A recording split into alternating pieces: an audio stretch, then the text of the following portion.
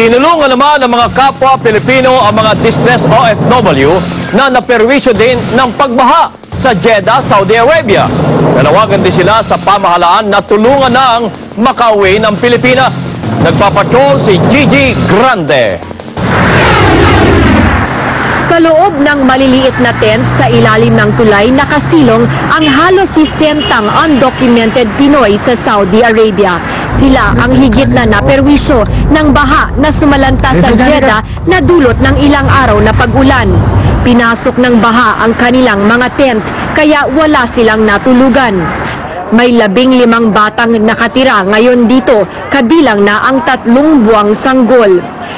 Dahil sa kalunos-lunos na kalagayan ng mga distressed OFW, ilang Pilipino sa Saudi Arabia ang nagmagandang loob at nag-abot ng tulong.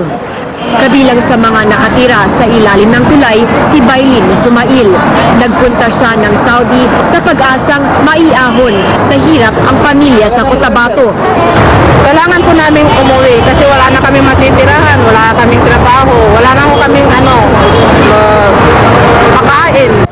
Gaya ni Bailin, umaasa ang mga Pinoy na nakatira sa ilalim ng Canberra Bridge na matulungan sila ng gobyerno para makabalik sa Pilipinas. Kami ng tulong kay Presidente. Sana pauwi niya kami. Gawa sila ng paraan na makauwi kami dito. Kamakailan lang pumunta sa Jeddah ang ilang kongresista para ayusin ang pagpapauwi sa mga undocumented OFWs doon. Gigi Grande, Patrol ng Pilipino.